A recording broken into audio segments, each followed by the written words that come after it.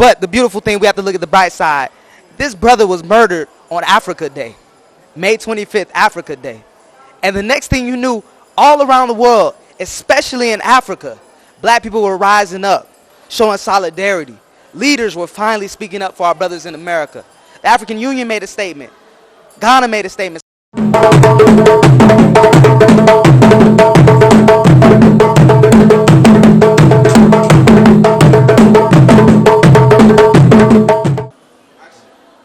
Hey, thank you very much for checking me out. This is Ekow Simpson. Currently, we are in the Kotokraba market. This is one of the most patronized markets here in Cape Coast, Central Region, Ghana. It wasn't too long that we had this news about George Floyd, what happened to him and all that, and then the aftermath of what happened, the riots and all that in various states in the United States. Even in Ghana, you were part of it. You guys marched from Du Bois Center to the USM. What was the reason behind doing that? Okay, well, first and foremost, welcome everybody. Thank you for checking out my brother Ekow. It's your brother Kobe G. It was very important that over here in the country of Ghana, West Africa, that we show solidarity with our brothers back in America, with our brothers who are struggling with racism, who have been struggling with racism for the last 400 years. So we thought it would be a great idea as diasporans and as continental Africans to show that we too are outraged with the things that are taking place over there. So like you said, we met at the W.E.B. Du Bois Center.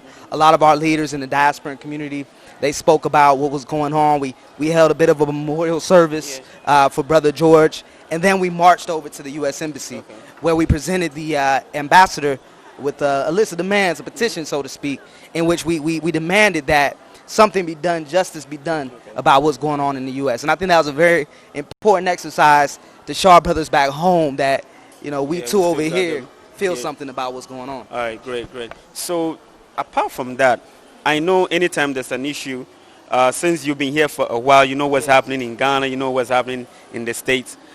What is your take on whatever is happening, the riots? What do you say about it? And then would you have done the same? I mean, follow the crowd if you were there. Yeah. I want you to answer the first one. Great questions. Yeah. So first I give my take.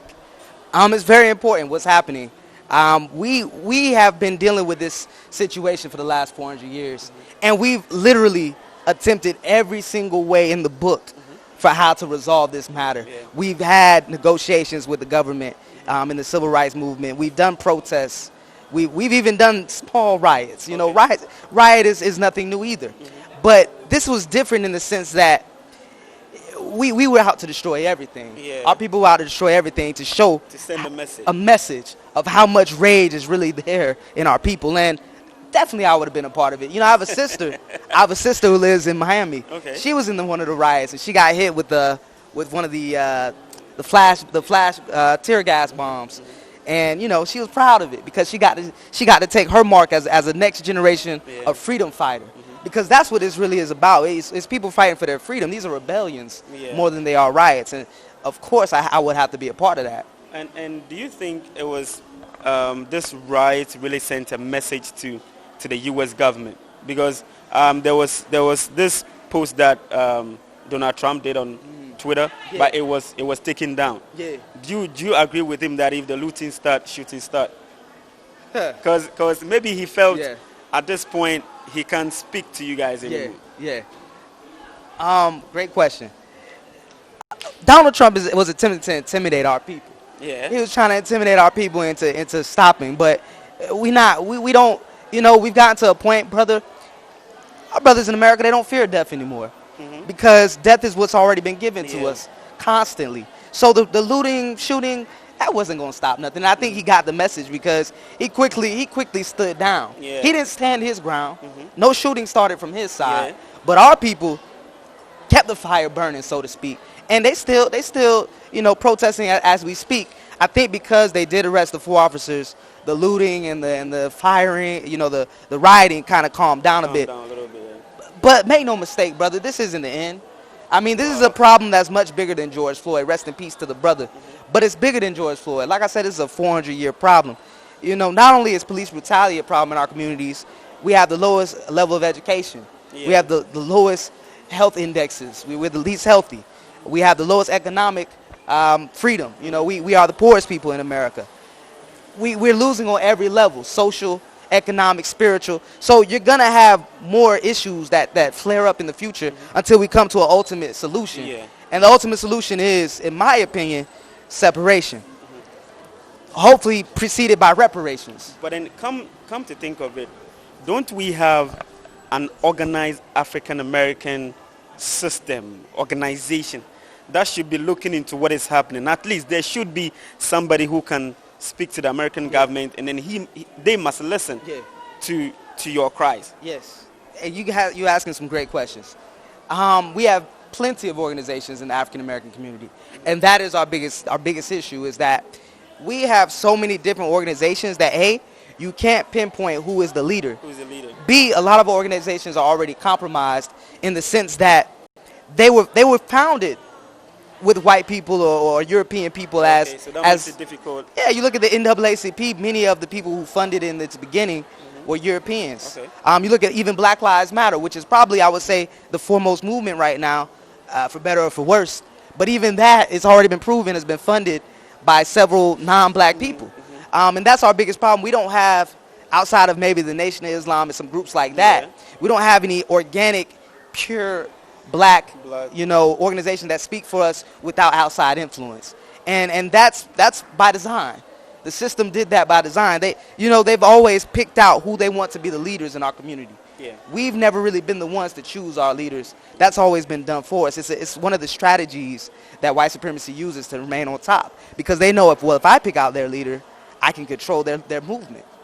Even Martin Luther King was handpicked in a sense by the powers that be. They chose between him and other leaders like Malcolm X and said, we'll go with this one. Yeah. We'll fund him. We'll put our money behind him. We'll push his movement. And you see that happening today. The cycle repeats itself. There's nothing new that we're doing, because ultimately I just don't.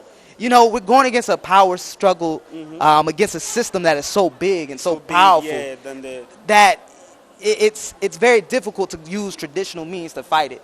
When you're using organizations, they require money. Who prints the money? That's it. If you need, let's say you want to have a movement. A movement requires publicity. You need to get the word out about your movement. Who controls the media? So they're going to choose what movement gets televised and publicized, like they're doing with Black Lives Matter. All these organizations, these white corporations that are funding, they're having a change of heart. And so they're saying, racism's bad. We want to stop racism. So what we're going to do is we're going to donate money to black causes. And so they donate their money to Black Lives Matter. But that doesn't come to the average black person. That's an organization that, what do they do, honestly? What is a tangible thing that Black Lives Matter does for the black community? No one really knows. Nothing. Let me come here. I think 7th of May, or one of the days in May, there was a poster out that African Americans shouldn't spend on any foreign or white business. June 7th. Or July 7th. Yeah, I think one of them. Yeah. Do you think it would send a message? Would it affect the system? Would it cause a change? You're coming with the questions today, bro. You're coming with the questions. I think it's a great idea. I think it should happen. I don't think it should just be a one-day thing. I think it should be an everyday thing. But honestly, I don't believe it will really affect the system much, because in the grand scheme of things, black Americans, African Americans, we control about $1 trillion worth of spending power in the American system. But the American economy generates $20 trillion every year. So we're literally like just a fraction, 5%. 5% Yeah, so if of you that. say you're not going to spend on them, they don't. I mean, they really, certain companies will struggle, because there are certain companies like the Walmarts of the world, the clothing brands, the Louis Vuitton, the high-level fashion luxury brands. They may struggle, but the overall American economy, it won't struggle, especially if it's just a one-day thing. Now, if you make it a year, 2 year, 3 year, the cumulative effect may make a difference. But we're talking about one-day boycott. Come on, we got to get real. Yeah, so tell them, like, if you're watching us right now, and then I know we all support that movement. Yes. We want to do it. Yes. But then one day is too small for us to say we're not going to spend our money or do business with a white person. Right. So one day it should be more than one day, maybe a week.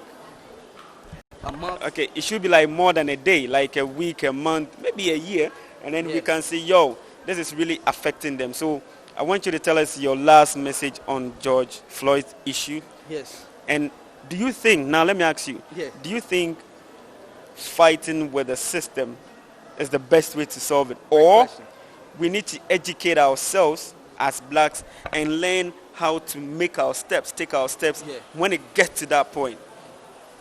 Okay, so I'm going to answer your second question, then I'll give a last word on George Floyd.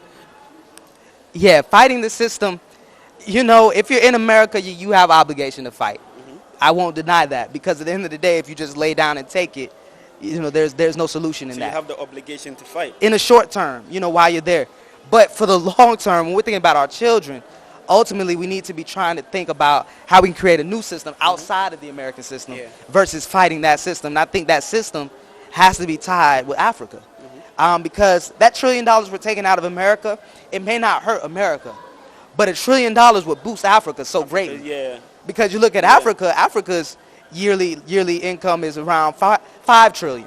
So that $1 trillion make a much bigger difference in Africa than it would in America. So I think that we have to start thinking about how do we link ourselves with Africa and create a new system that is outside of America. And if we can start thinking about doing that in particular, then we can start thinking about how we dismantle America's system. But right now we're dependent on America's system. I mean, the fact is, even if you're a black-owned business, you will still have to connect with a white person. You're using America's system. You're paying taxes in America. You're getting your licenses in America. You're trading in American dollars. I mean, everything you're doing is in America. So how can we get out of that? So I think the best way is to educate ourselves. You know, when we have a lot of younger brothers coming up learning like you're learning, like you're open-minded, you come to Africa, you come to Ghana, you live with the people, you roll with the people. I think more of such conversations and such messages should go to our brothers and sisters, I mean the youth especially, so that they can have a change of mind. Rabbi Cohen said, if you're an African American, you should have an alternative. And the only alternative is Africa. So your last word on George Floyd issue. Yes, first and foremost, rest in peace to our brother George. It's a travesty the way that he was murdered.